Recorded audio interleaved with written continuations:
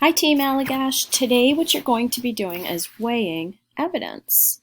So when you weigh evidence, you look at the evidence for both sides of an argument and you decide which one is stronger.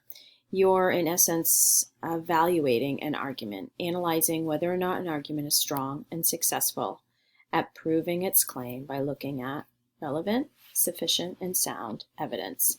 This checklist, which is right on your assignment today, is very helpful for doing this. So when you're evaluating an argument for its strength, you're looking at, again, if the evidence is relevant. Is it related to the claim, proving the central claim?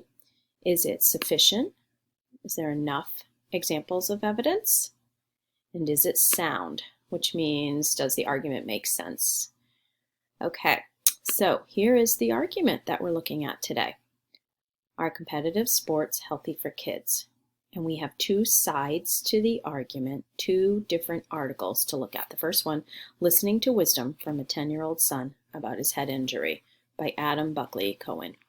So I'm going to read this to you, and I want you to think about the evidence, and in particular these three targets here. Okay? Dad, I'm scared. I only have one brain, and I don't want to hurt it playing football. My son Will, his 10-year-old eyes filling with tears, was trying to decide whether to play quarterback in his Pee-wee game against Roosevelt Elementary.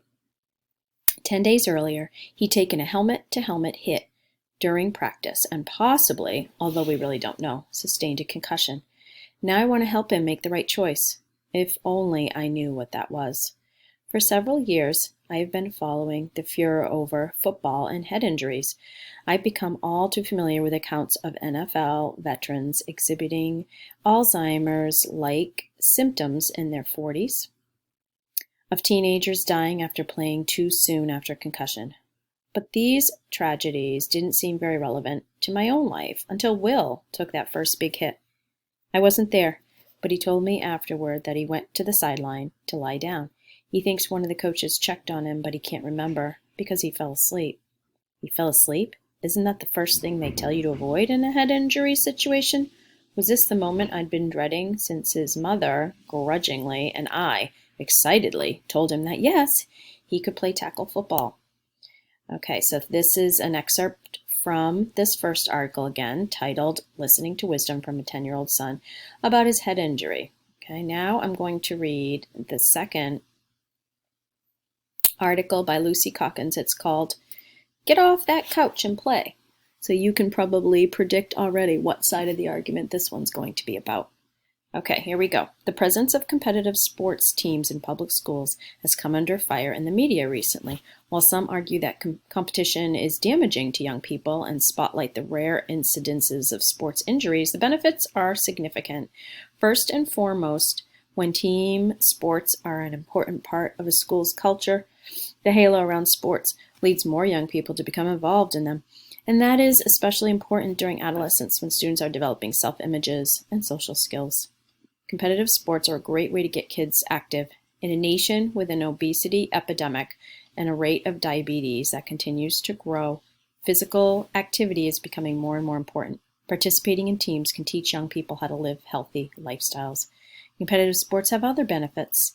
Beyond just building physical strength and influencing a healthy lifestyle, the challenges young people encounter when participating in competitive sports mirror those they will encounter in their lives. Students learn more important life skills such as how to accept criticism, how to handle oneself under the pressure of competition, how to work hard toward a goal, and how to win and lose graciously.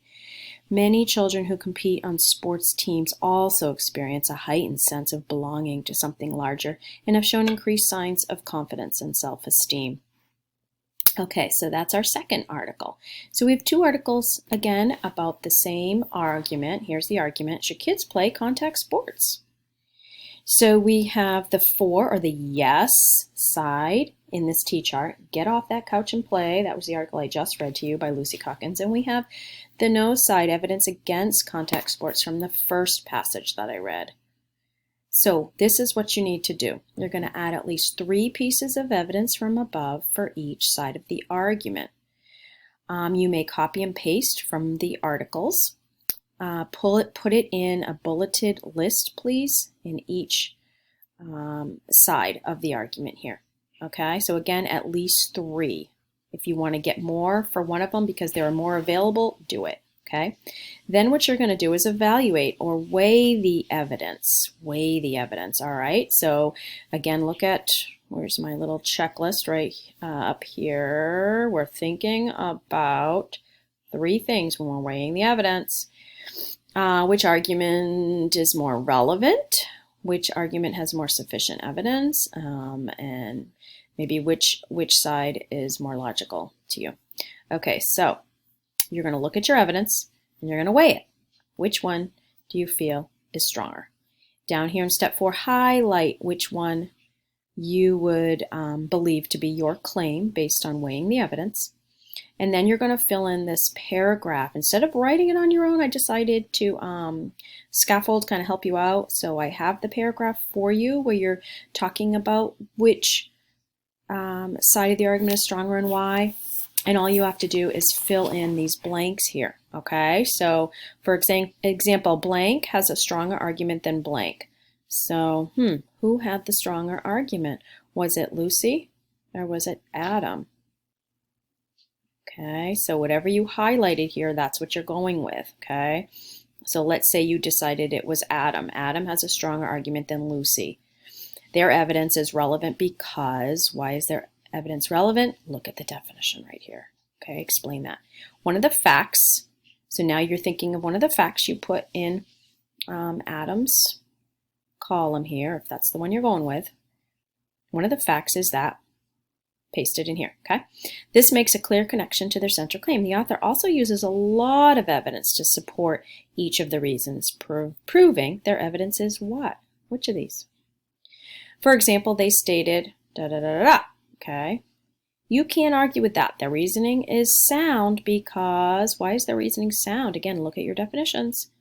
As you can see, Adam or Lucy's argument is stronger, okay? So fill this in. And then please turn it in when you're done. And I just want to say everyone has done a great job so far with their online learning. You have 2 interim grades right now on Synergy that you can check. All right, I'll talk to you later. Bye, everyone.